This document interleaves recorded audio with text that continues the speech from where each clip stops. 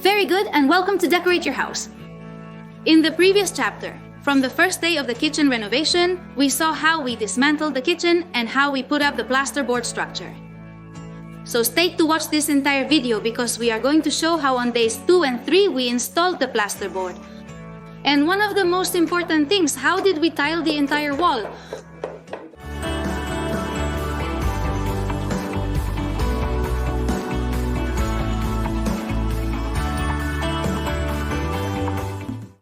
Once we have the plasterboard structure done, we could say that installing the panels is quite simple. We just need to take very good measurements to easily cut the panel with the cutter. Keep in mind one very important thing, and that is that the panel cannot touch the floor. There should be a finger's width between the floor and the panel, so that it does not absorb the moisture from the floor. Once we cut the panel and have checked that it fits well, we can screw it in. We can put screws approximately every half meter all around the perimeter and in the middle of the panel.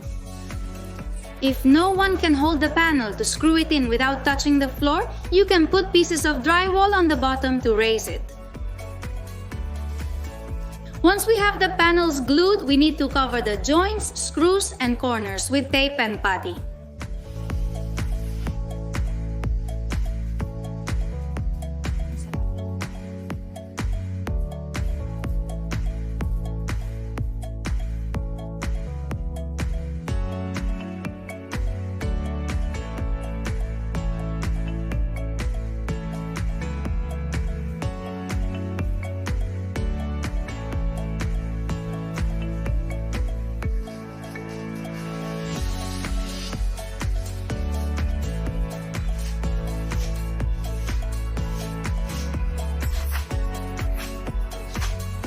The most complicated part is the corner, so I'm going to detail the step by step.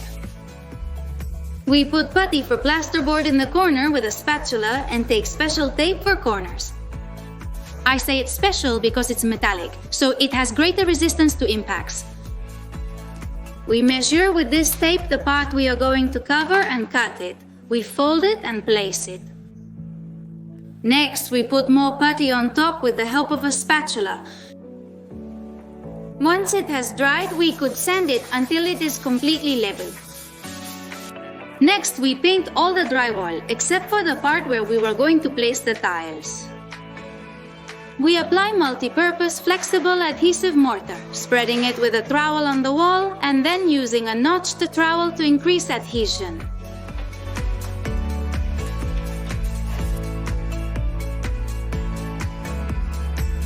We also put mortar on the tile and place the tile on the drywall, with great care and ensuring that it is level with the level. The first run of tiles is the most important, so it's necessary to check it well. We end up hitting it with a rubber hammer to make sure it adheres well. We measure the gap that remains, cut the piece with a grinder, put the mortar and the piece, placing 2 spacers in the joint.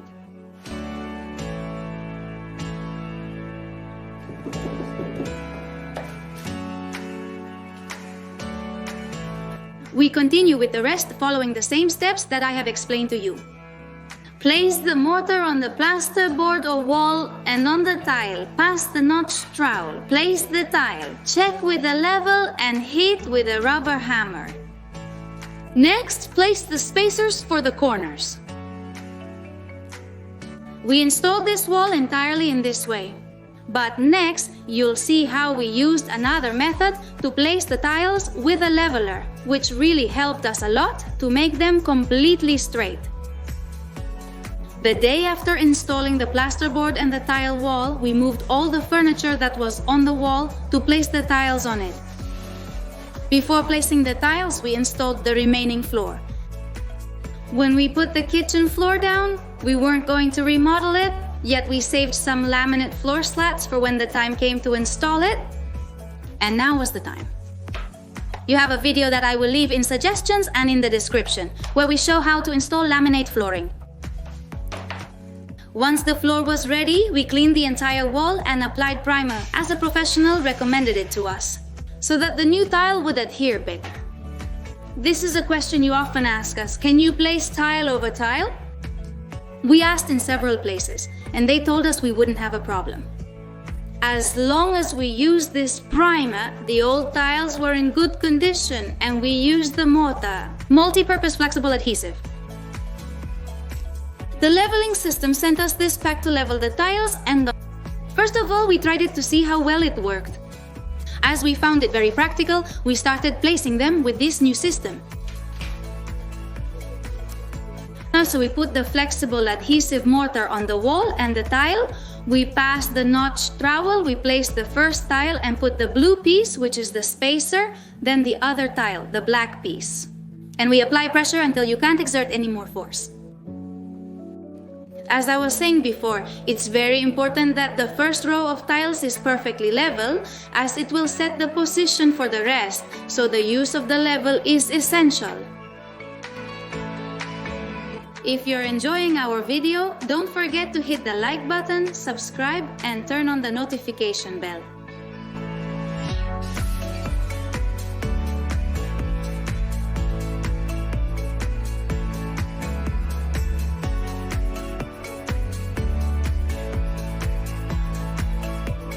So it's perfectly leveled, and if you pay attention, look from here.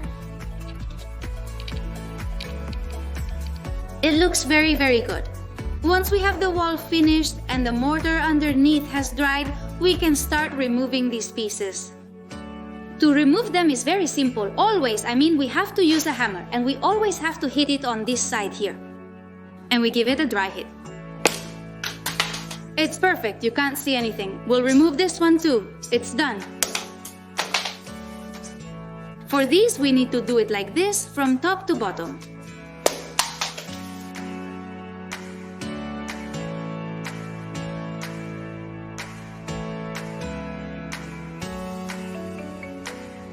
We're going to continue applying the grout or mortar in the joints of the tiles. We bought this one in gray color. We put the grout in a bucket and mix it with water, adding and mixing simultaneously so that it's neither too liquid nor too thick. Once we achieve the texture with a hard rubber trowel, we spread it out this way, making sure the joints are well covered.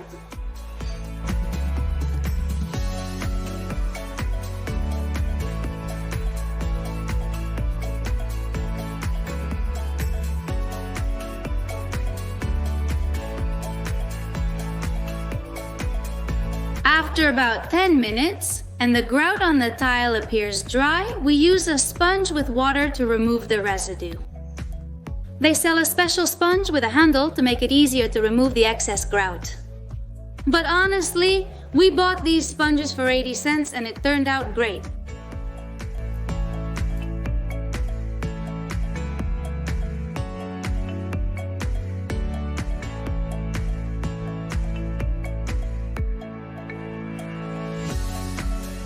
And that's all for the work we did on days 2 and 3. In the next chapter of the renovation, we'll see how we installed the bell and all the difficulties we encountered. In fact, I can tell you that it even fell from the ceiling once we put it up, but when we finished it, it looked spectacular. We will explain this in the next video. Until then.